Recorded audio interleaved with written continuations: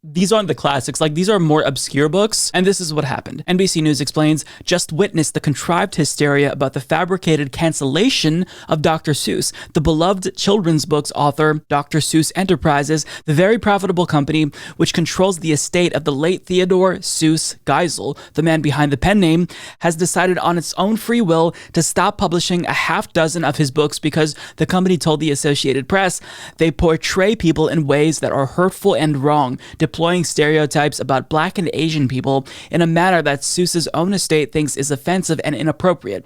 The Fox outrage machine revved itself to high dudgeon over how this private company has decided to conduct its business, bemoaning the Seussian scalp talking. The GOP's culture war ambulance chasers quickly followed suit. First, they outlawed Dr. Seuss. Mind you, Theodore Geisel died in 1991, and it's his own estate taking this action, and now they want to tell us what to say, House Minority Leader Kevin McCarthy said in a mendacious non sequitur while debating proposed election law reforms. So the entire Republican Party, one of two major parties in the United States, along with all of their propaganda outlets, has chosen to make this the hill that they want to die on. This as the go-to example to prove that cancel culture has gone too far, when in actuality, like, this wasn't spawned by outrage. Like, Dr. Seuss's estate said, let's pull these books. You know what we call that? That's the free market, bitch. That's the free market, because they didn't believe that in modern society these books would be popular, or maybe they'd be controversial. So they themselves made a business decision. That's the free market. They weren't canceled. They pulled their own books. This is their decision. So, you know, if I look back to some of the videos that I unlisted, where I did interviews with idiots like H.A. Goodman, apparently, unbeknownst to me, that wasn't me just like unlisting videos that I think were problematic that I put out. That is me getting canceled. It may be me getting canceled by myself, but it's me getting canceled. So apparently I am also a victim of cancel culture. I would like the benefits now, please. I should see exponential growth in my views, in Patreon members. Like, this really, like, are we seeing what's happening here? I mean, I think we all see what's happening here, right? Getting canceled is extremely lucrative. Not only do you make the case that the left is bad, but simultaneously, you can lead to an explosion of sales in whatever product you're trying to hawk. It's absolutely pretty brilliant. Like, this is one of the best ideas that the right has come up with. And we've seen this, like, implemented at the grift level for people like, you know, Dave Rubin, where they will say, hey, this video was deleted because YouTube says it's problematic. I'm being censored. And then they'll post like pictures of themselves with like tape over their mouths. I don't know if Dave Rubin said this in particular or did this in particular. I mean, no, he's done it, but there's a lot of conservatives that'll like literally Photoshop tape over their mouth. Like if they have a video that was like deleted from YouTube or demonetized. Like, you've got to understand, like, do we not see what's happening? This is very clearly a grift. Like, this is them trying to profit off of cancel culture, because not only does it make them money and get, clicks for them, but this absolutely makes the left look bad, because who supports cancel culture? Nobody likes cancel culture. I remember like when I was a kid, back then we wouldn't call it cancel culture, but I was really into the Power Rangers. And I remember there was like multiple news stories about how violent the Power Rangers was. And my mom was really worried that maybe the show was too violent. And I was pissed. Like I was ready to like freak out if they took away my Power Rangers. So it's like, this isn't necessarily a new phenomenon, but in 2021 America, where you have a Republican Party who's completely out of ideas and has no real way to improve people's lives, but they desperately want you to think that they're populist and they represent normal Americans. This is what they have to like do to appeal to working Americans. They have nothing economically to offer to people. So they try to like pretend as if they're on your side by getting you to side with them on these sorts of like culture war bullshit issues that don't actually matter at all. I mean, each week we go to dumber and dumber things, like it was Mr. Potato Head, then the Muppets. They've banned the Muppets. Now, Dr. Seuss, and next week, I don't know what it's going to be. Is it going to be like Barbie or something? Who knows? Like, there's always going to be something that is completely insignificant and irrelevant, has no meaningful impact on like political discourse or politics or policy, but yet this is what the Republican Party, one of two major parties in the richest country in the world, is choosing to focus on. This is one of the many reasons why we are so fucked. because this is the sort of shit that one of two major parties is choosing to focus on. It's not like Democrats are good; they're terrible as well. But I mean, like, this is clown shit. Like this right here, like focusing on Dr. Seuss because Dr. Seuss took away their own books from sales. Like, you're not condemning the outrage mob. You are the outrage mob. You're the one who's outraged at the actions of a private company. Like, don't pretend as if you're against outrage and that you're counterculture. You are the motherfuckers who are the SJWs. You are as hypersensitive as you claim SJWs are. You're just anti-SJWs. You're the anti-social justice warriors. And, you're using cancel culture to try to, score political points. And it may work in the short time, but I promise you, like, how much you are focusing on this, it's going to get old fast. Like, I don't know what people are going to get tired of quicker, like cancel culture itself, like things getting canceled for being offensive, or people complaining about cancel culture fucking stop. I know that all of it is irritating as shit to me, and I would like it to stop, but this is what the GOP is going to focus on. Like, their entire CPAC conference was titled America Uncanceled. So we know that exactly what exactly they're going to be focusing on. This isn't going to go away anytime soon, and they're going to be seeking out any and all issues that help make their point about cancel culture, and it's going to get more ridiculous as their desperation grows. Trust me on this. Well, that is everything, folks. Thank you all so much for tuning in. If you've made it this far in the episode, as usual, before we leave, I want to thank all of our Patreon, PayPal, and YouTube members for helping us not just to survive, but thrive as well. You all are absolutely crucial to our show's success, and I honestly cannot thank you enough. If you want to follow us on TikTok, you could find us there at Humanist Report. And I hope you noticed that the quality of the show has improved. We are now coming at you live in 1080p, shot in 4K but exported in 1080p. So that's why my beard looks a little bit shittier, because you can see every like out of place hair now. It's a little bit nerve-wracking, I'll be honest, but hopefully it's an improvement. But that's all I've got. I'll see you all next week. Take care, everyone. My name is FIgueredo. This has been the Humanist Report. Bye.